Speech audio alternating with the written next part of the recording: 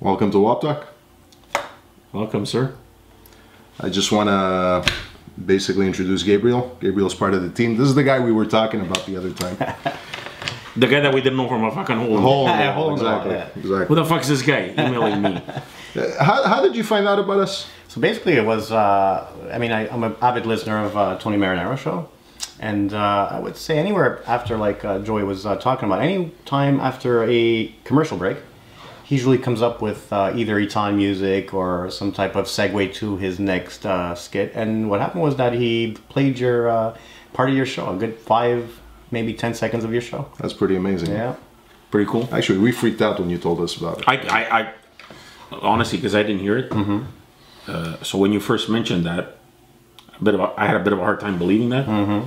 But I don't have a hard time believing that Tony Marinaro actually did that, because you're right. He does tend to put in, right after his commercials, he tends to put in stuff like music or whatever pleases his crowd, and he knows he's got a pretty deep, I think, Italian following, and that's right. For him, it had a lot to do with sports, and your style was kind of something that I think is great, and that's where my interest came in, obviously, and that's it. He showcased it, and the second I asked him, he was very open and ready to give me the information to your site and to your channel, and that's how I came in contact with you guys. Cool, man. Well, welcome to the show. Thank you. Welcome to the show. In terms of subjects, did you know? Because I go to Little Italy often, and you know that restaurant, that little Chinese restaurant right at the corner of Saint Zotic and the Thai place. The Thai place, yeah. They closed down. Okay. Well, they closed down. There's all kinds of newspaper in front of the windows and stuff, and I'm okay. Do our fellow Italians have anything to do with that, or? Well, that's what I thought. Right? Well, maybe they shut them down, but no. Apparently, because Casa Napoli, who's been there for like centuries, a little bit down the street, they closed down, and the rumor is they closed. I thought they were renovating. I passed by and I saw like a sign in the window. I thought they were renovating. My understanding is they closed, and apparently these Chinese people are taking over that building. Nice. Where Casa Napoli was. Yeah. It's like New York, man. The Chinese are slowly invading Little Italy. They're invading Little Italy, you know? Bah. Go figure. Well, good. If you look at Little Italy in New York, and I know for a fact because I have my cousin who lives in Jersey, and he takes me there all the time. Dude, it's 95% chinks, and I'm not kidding you. You walk in and you would think from the outside. And we like chinks, by the way. You think. Welcome to WOP Talk. Welcome to WOP Talk. It's not walk talk. Yeah, it's not walk talk. It's WOP Talk, not walk. But you go in, you think it's an Italian, some Italian store, and there you're gonna see a fucking chicken back at the counter. And this is very, very, very common in Little Italy in New York. It's like pizza places, even here in Montreal. I mean, every time I go to these, buy a slice, 99 cents. It's all Arabs. They're all Arabs, true. Yeah. True. How the fuck Arabs? What the fuck do they know about pizza? So it's not for anything, but like. But I keep on buying. They're doing something right. They're doing something right. Yeah, you should keep them to their shish taouk over there, and that's it. Somebody told me the other day that the only authentic Italian cuisine you're gonna get is in Boston. Really? And he's comparing Montreal, Boston, and New York. Even Chicago, you're gonna get authentic Italian cuisine. That's correct. Which I've never been to Boston, mind you. Neither have I. I've been to New York. I've been to Chicago, and I find the only thing maybe that Montreal has that they can maybe argue about is that. I say out of however many restaurants we have that are Italian, a lot of them are Greek owners or owners of other maybe different descents. Right. It's very rare that you go into a restaurant and you get, let's say, well, I don't want to mention the restaurant, but basically real Italian homemade food. And that's not to say that the Greeks can't cook. It's just that they have we have different ways. I mean, everybody has their way of. But I couldn't argue with him. I couldn't argue with him that a lot of the restaurants here are owned by Greeks. Well, actually, we have a good friend of ours. His wife, his wife's family owns a chain of restaurants. Again, we're not going to mention any names, but that's right. But they're taking over the restaurant industry. Listen, dude, there's one thing one of my friends told me.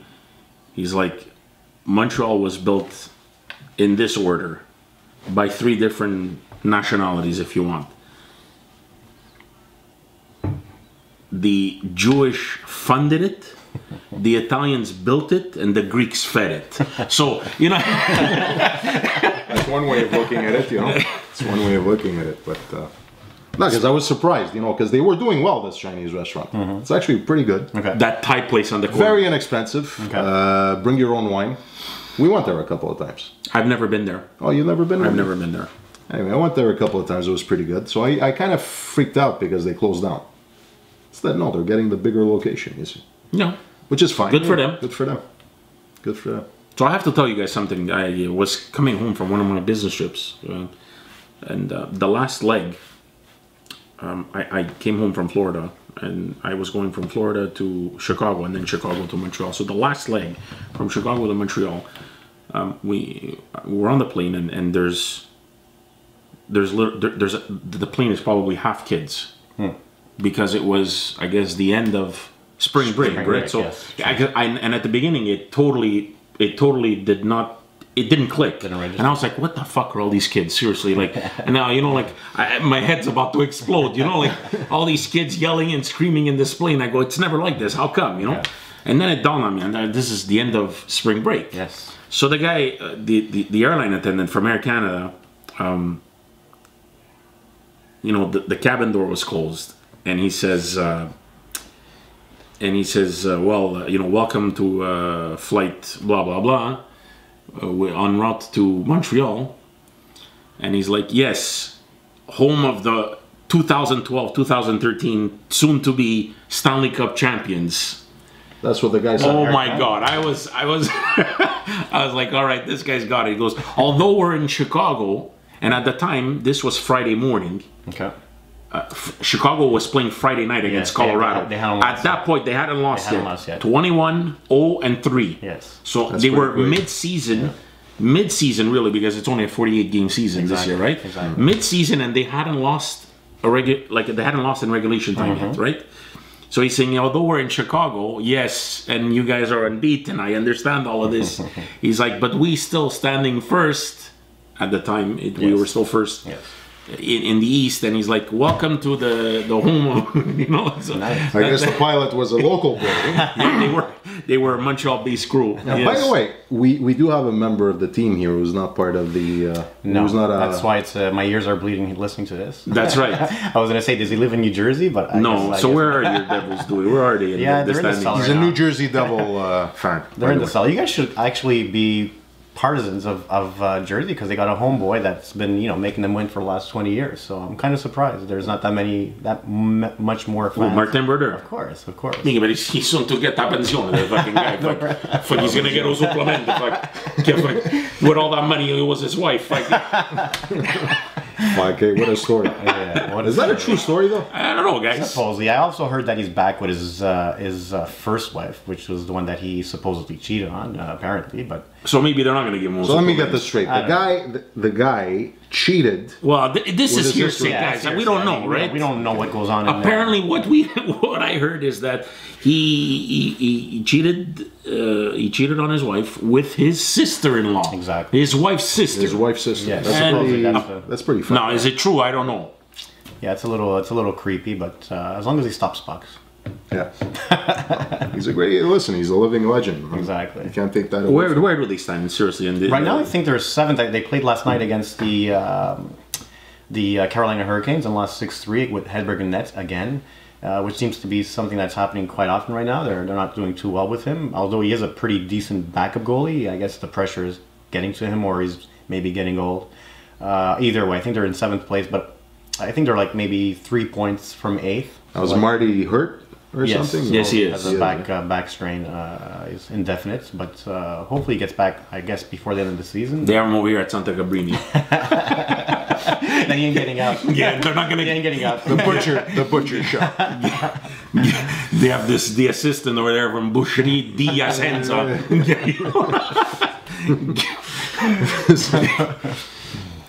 Yeah, he got operated there, man. What did they pull out? A lung? Now I gotta. That explains everything. Now I gotta tick. That explains everything. Speaking of getting operated, did I ever tell you the story? I don't know if you know this story, but so I had to deal with a kidney stone.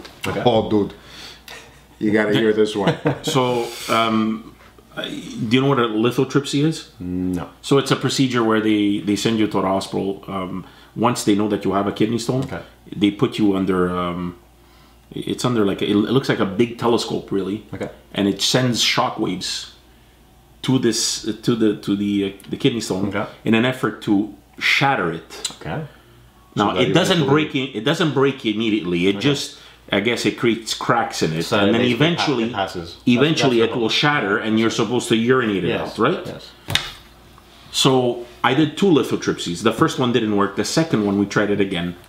Well, right after the second one, and it was right after my 40th birthday, Nice. I ended up traveling to the States for work, like I normally do. And I was in Atlanta, good old southern Georgia. And my customers happened to be hospitals, believe it or not.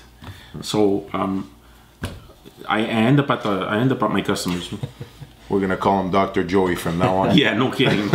So I end up at my customer. I do my Monday night. I go back to the hotel and I started feeling pain again. I was like, oh no, not here, because And it's not a pleasant pain, supposedly. it's not. Okay.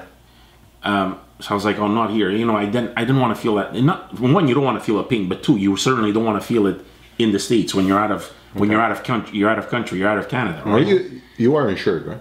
Yes. Okay. So, dude, the pain was excruciating. I had to bring myself to the hospital. So where do I bring myself? I bring myself to my customer. It's a hospital. So basically, you're going to work. I'm back at the hospital at night. I brought myself to emergency. The minute I walked in, and believe it or not, people might say, might dispute the fact of, the U.S. healthcare. I had an amazing experience. True. Did you get that because it's, because you know somebody? No. Because when I walked in, they didn't know who I was. Okay. Apparently, man, like white gloves. Dude, I'm telling you, service they give you is crazy. It's. I can't even begin to you're never gonna get this over here, never. Okay, but anyways, I walk in immediately. As I walk in, there's a triage nurse. She's at a podium. A what? Triage nurse. Okay. Yeah. She's at a podium. So the minute you walk in, she sees you, and she'll immediately send you in a triage room for a nurse to take your vital signs and this and that. Was she? Seems like the pearly gates, like an angel waiting for you. I'm telling you, it was everything. So as I walk in, she just looked at me, my color of my face. She looks at me, she's like, she's a little bit older. So she looks at me, she's like, you don't look too well. She goes, kidney stone? I was like, wow, you're good. You must have been white in the face, though. Right? Oh, yeah. Dude, yeah. So I was like, yep. So they immediately brought me in a room. They took my vital signs. And they immediately put me in an emergency room. Waiting for a doctor to come. Doctor comes immediately, within 5 minutes. He was there, and I told him what it was. Right away, they put me on morphine. That's the only way to make the pain go away. Okay. To give you morphine. Okay. Through intravenous. That's how painful it is. Dude. It's not a good experience. Put it this way. The first time I got the kidney stone, I was here in Montreal. I brought my wife brought me to Maisonneuve-Rosemont. And now, at this point, nor myself or my wife know what's happening. It was the first time, right? So she dropped me off, and when I went in, and they saw it was an excruciating pain, so they took me right away. Now, I had a couple of nurses there who was saying, oh, it might be appendicitis, it might be this, it might be that. An older nurse walks in. She just looks at me, she goes, no, c'est pas appendicite, it's not this, it's not that. She goes, I have a feeling she goes, we're going to do x-rays. She goes, but I have a feeling this is a kidney stone. Okay. She goes, because I've had. So when she said that, my wife was there. My wife started laughing. So the lady stops and she looks at her. She goes, Madame, what are you laughing at? She put her to her place. Well, she goes, what are you laughing at? She goes, did you have kids? She asked my wife. So my wife goes, yeah, I've had a kid. Natural or? She goes, yeah, natural. So she goes, okay, I'm a mother of 3 kids. Natural. I'd rather give birth. She goes, I'd rather give birth a 4th time than have another kidney stone. And she goes, I've had 2 kidney stones. Yes, she told her. So that's just to give you guys an idea of the pain level of a kidney stone. Okay? So going back to my story, in the States, they put me on morphine. I was out within maybe 2 hours. Went back to the hotel, I slept. Tuesday I went and I did my day. Tuesday night the pain started again. I tried to do I I tried to tough it out. Wednesday morning, I try to go to work, and here I am. I'm vile now. Now it's like I'm throwing up. I couldn't take it. I brought myself again to the emerge. They see me again. The same doctor sees me, and he's like, "Son, he's like, it's the second time you're here, and within 48 hours." He goes, "I know you've had, you're dealing with a kidney stone, and you've already had a CT scan. Now they don't like to do CT scans too often because of the radiation, so they like to space them out." Okay. Well, he goes, "I have no choice. I have to give you another one because I have to know what I'm dealing with." So he gave me a CT scan. Well, lo and behold, it was out of my kidney, and it had done its way down what we call the ureter. So he's like, "I have to perform an emergency stent placement." Oh gosh. Now, dude, I'm at work. I'm at work in the States. Anyway, you listen to this. I'm at work in the States, and he's telling me this, and all that you're thinking is, there's something going inside. Okay, like I'm not at home. This guy's gonna operate me.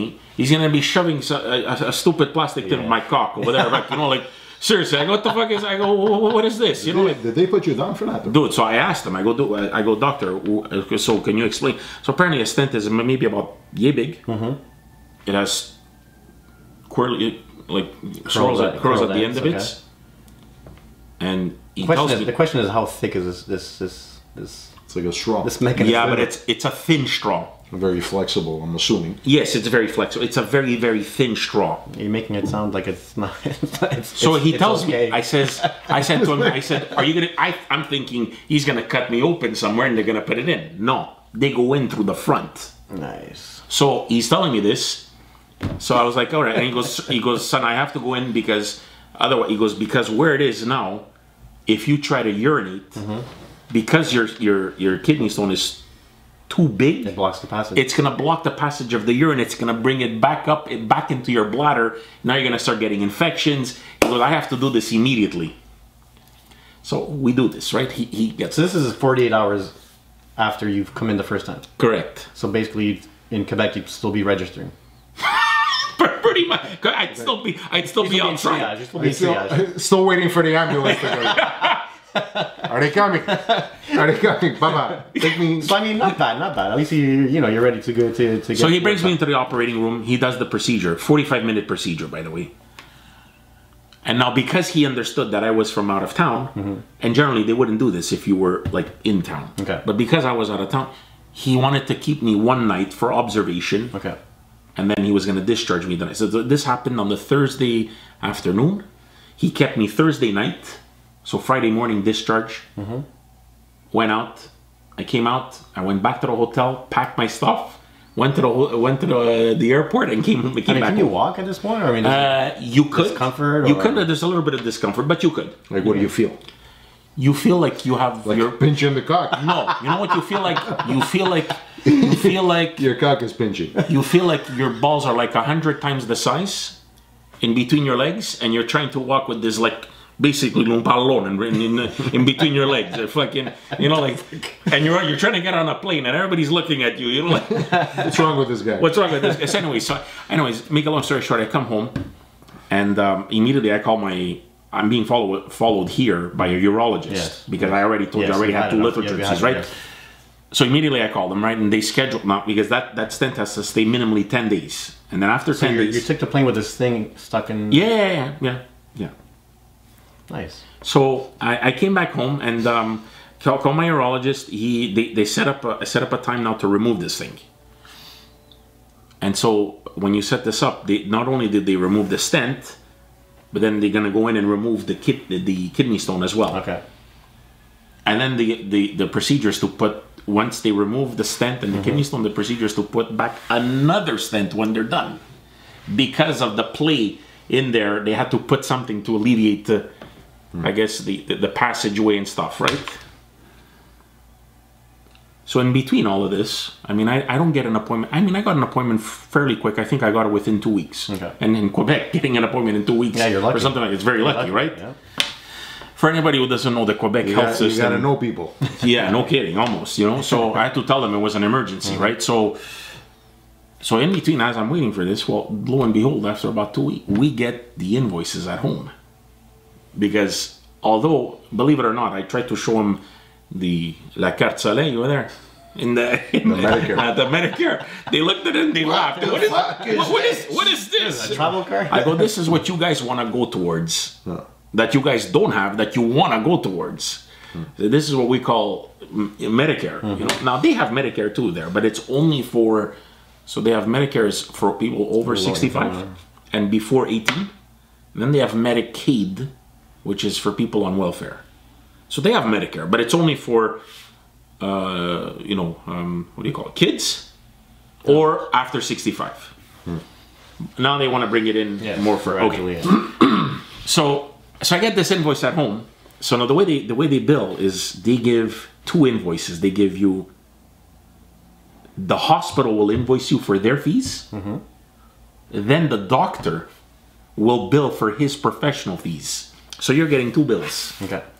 So I got, when you register at the hospital, what did they ask for? A credit card or? No. They ask you for your mailing address. They don't ask for no credit card. Just a mail. Do they ask you if you have insurance or not? They asked me if I had. You're right. Okay. They did ask me if I had insurance. Otherwise, yes, they're gonna ask for a credit card. But because I told them I had insurance, they asked me for my mailing address. And then because I was out of town, the procedure is they send me the bill, and then I'm gonna take the bill and I'm gonna send it to my insurance company. You deal with your insurance. Otherwise, if you have insurance and you're in the States, they actually ask you who's your insurance company, and they try to bill the insurance right away. Directly to them. Directly. There's a whole thing in place for this. Okay. Actually, guys, this is what when I work in hospitals, this is the software I put into place. It actually has this type of workflow, okay? So I knew I'm going to get a bill at home because I'm from out of country. Wait, before you left, you should have set up your divert account so that goes to Rob or something.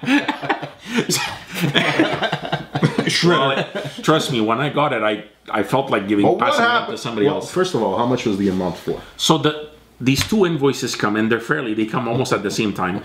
The doctor's fees, professional fees come, it was 10 grand. 9,900 something. Call it 10,000. Wow. And then the hospital fees was 14,800 something. So you put the two together, it's $25,000. Nice. So I'm thinking to myself, okay, the 2 nights at emergency, the two nights at emergency, the CT scan, the 45-minute procedure, $25,000. What happens? Zamai, you don't have the money, you don't have insurance, you lied to the guy. Very good question. You got these papers at home. Now you're a Canadian resident, right? And you don't pay it. Okay. What happens? So what happens is so the hospital itself will have what they call an AR department, accounts receivable. Okay. And they will bother you. They will call you and tell you, you owe us, how can we arrange payment? Okay. If you brush them off, eventually after a certain amount of time, depending on the hospital, it could be a period of 6 months, it could be a period of a year, whatever that is. After that period, they will hand it off to a collection agency. Okay. A collection agency is not as nice. Yes, they're going to keep on bothering you. They're going to wreck your credit, even though it's in the States. Dude, they're going to bother you to the point where they're gonna make your balls like this. They're gonna make the kidney stone come out. Man. They're gonna make the kidney stone come out without any. This guy's got insurance because he works for an American company, but a guy like you and I. No, you're insured. Well, through work, yeah. In the States. No, you're insured out of country. Yes, absolutely. What do you mean I'm insured out of country? So if you were to, let's say for whatever reason, you were to go. Let's say to Atlanta or whatever in the States, right? For work, for whatever reason. Let's say there's a meeting or something, a one-day event or whatever, and something. Well, what happens. if I go there for pleasure? Never mind work. Well, depending on what your group coverage. Thanksgiving weekend, I go to New York. It depends what your group coverage covers. Okay. Right. So they must have an out of. But what if a guy doesn't have insurance? Period. You're fucked. You're gonna have to pay for it out of your pocket. Okay. So me traveling to the States, $25,000 just for a kidney stone, man. Yeah. That's pretty fucking crazy. So me traveling to the States almost bi-weekly, I have no choice. I have to pay for this, whether it's my insurance company paying for it or me paying for it. I have to pay for this. I mean, I cannot say I'm not going to pay. They're going to hunt me down. The minute I walk into the States, somebody's going to come there with border patrol. Border patrol over there. They're going to fucking arrest me, So my wife sees these bills and she's freaking out. 25,000, she goes. Sell the house. So I said, okay, you know what? We're gonna hand this off to the insurance company. So I handed it off to my insurance company. Well, lo and behold, I got an email. I get a letter back in about 3 weeks. with a nice red thing like this on the side. Refusé. From the insurance company. From the insurance company. This guy's insured. And I'm insured, right? So I'm looking at this. Refused. I go, what are these people retarded? You know, like, I'm not paying for this, you know, like... Call Remax. So... Put a sign in front of the house. Yeah, like, seriously, man, I'm out, like, you know, like... La capitale. So I see this refuse. I go, what the heck? So I call HR. I said, listen, I explained to them the situation. She goes, okay. She goes, they refuse. I said, yeah. She goes, oh, it's okay. Don't worry about it. She goes, we're going to... She goes, we'll appeal it. So I hang up with HR. I call my boss, Brian. So Brian's like, you know, don't worry about it. He's like, you know, call HR. I said, yeah, I've already called them. I said, I just wanted to make you aware of this. He goes, yeah, don't worry about it. He goes, you were there for work. He goes, we're going to appeal this. Make a long story short, appeal it. Well, I had two people call me from the insurance company. One was just listening. One was asking me questions. I was on the phone for about an hour and a half. And they kept on asking the questions in a different way to see they were going to catch me, right? Okay. So the reason I got refused, just so that you guys know, is because they put on it that it was a pre-existing condition. So that I knew, went there with. Right. I knew that I had this and I went there. Okay. But as I told the guys on the phone, the two people that called me to investigate after I appealed it, I said, you're right, I did know. I said, I also tried to do something about it. I did 2 lithotripsies over here in Montreal and nothing worked. I said, I travel part of my job is to travel. You cannot force me to stay home because of I said a kidney stone. You can live with it for 10 years and nothing happens. You can live with it for a year. I mean, what happens if you have high blood pressure and you go to the States and have a heart attack? I mean, does that fall into the same category, or you know? So there's a lot of gray area when it comes to insurance. Okay. Yeah. So the guy asked me on the phone. He's like, does your job entitle you to travel? I said, yes, sir, it does. And if you look at, I said, if you call HR, it's on paper, it's up to 50% of my time. Anyways, so he took all the information. About 2 weeks after, no, it was more than 2 weeks. Maybe let's say about a month and a half. I get another letter saying they settled with the hospital in the States in the amount of like 14,000 something. So it was, for them, it's not 25, you know? Yeah. They settled at a much lower amount.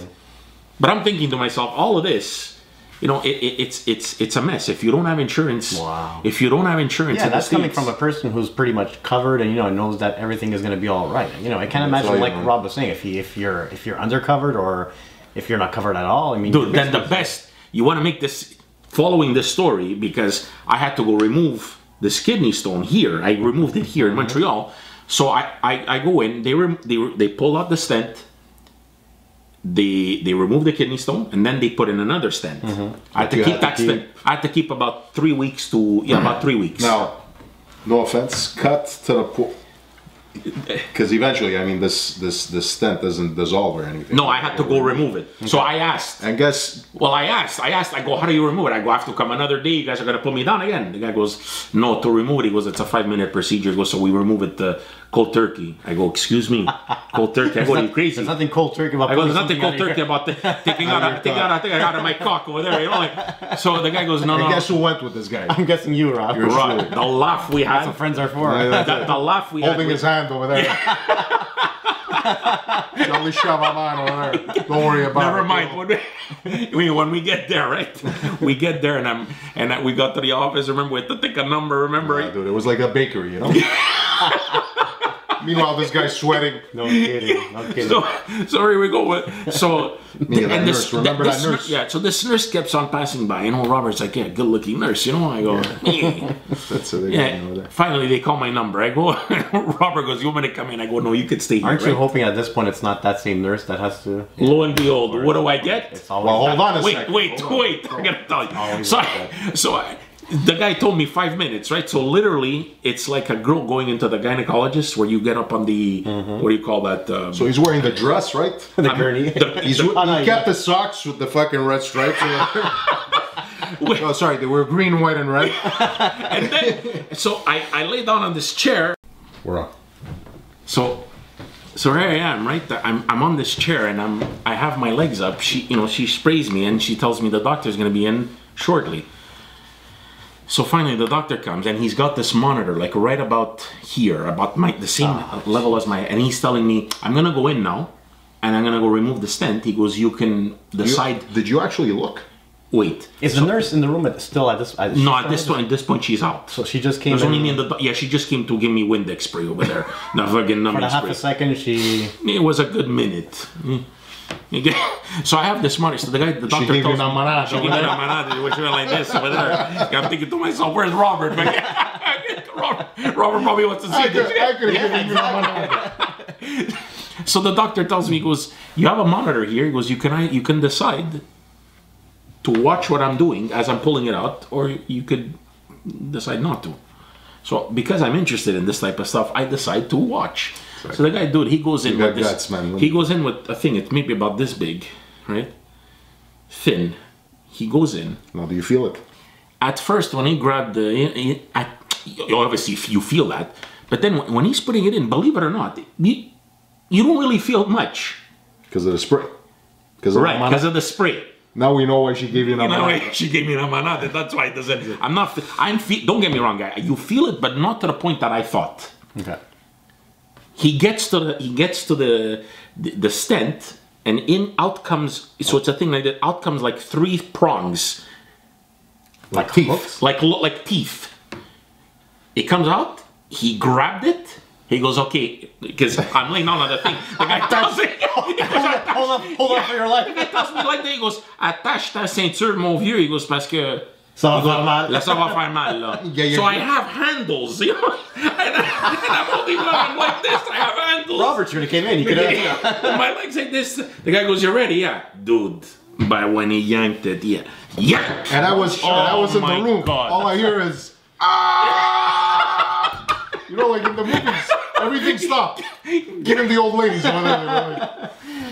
The pain. Yeah, you don't understand. He takes it on and then he's dangling it like this. He goes, you want to see it? I go, actually. Like it's a prize fish. Yeah, I go, actually, you know what? I want to see it. So he gives it to me, you know? And it's basically, that's how I know what it is. It's basically a thing about this big. It looks like the size of, what do you call it? One of those stir sticks. They're the plastic stir sticks. Okay. But that's that diameter. Okay. But it's very flexible. What is it made out of? It's plastic. Hard plastic or soft plastic? It's a very, very soft plastic. Okay. So he yanked it out. But dude, the pain. All I can tell you is I don't want to get a. So I come out and again I feel like I have a fucking football between my legs. This guy looks at me and goes, what the fuck's wrong with you? I go, I just got a fucking a stent pulled out of me, you know? Yeah, meanwhile I'm going, okay, hold on to me. I'm going to the car. Are you okay? But I gave him the marchette over there.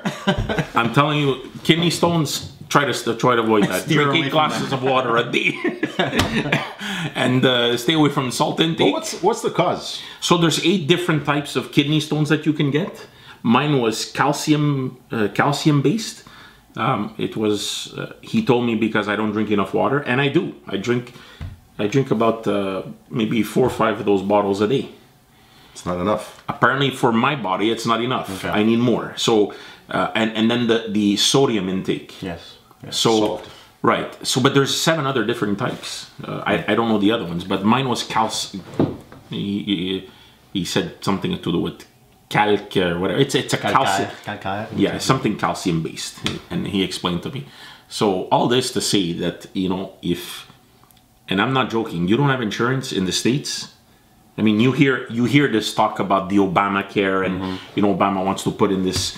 But Nzama, you don't have insurance in the States. You're ruined. You are ruined, man. You're finished. You're finished. It's pretty crazy. Yeah. So, anyways, I just wanted to share that story with you guys. So, well, thanks for sharing. For some reason, my cock hurts. Is that nurse still at the hospital, or I don't know. Did she quit? Did she quit after? Did she give you a number? No, I think she resigned after. That's it. She comes there with and then she leaves you the card. What her number? Here, call me. Room 102. There's a number over there. That's a great story. That's a great story. Yeah. So, folks, that'll keep you thinking. You know, insurance. Beware when you travel to the States. And that's not. I had insurance. That's the funny thing is I had insurance. Make sure you have assurance. Yeah, the assurance. The assurance. Oh gosh. Anyways, Gabriel, it was a pleasure having you on the show. Well, thanks for letting me in the door, and We'll get a lot more from Gabriel. Yeah. Actually, we're working on a logo too. We're gonna get a right, website going hopefully. So our website's going to be up, soon, and just stay tuned. Yeah, we'll be social. I would say within the next month or two. Yep. So that we can not only see the video, also follow either of the guys or what the show is gonna do, what our plans are. Exactly. And you'll get more information that way for sure. Absolutely. So signing off, Yep. tuning out. Take it easy. Take care.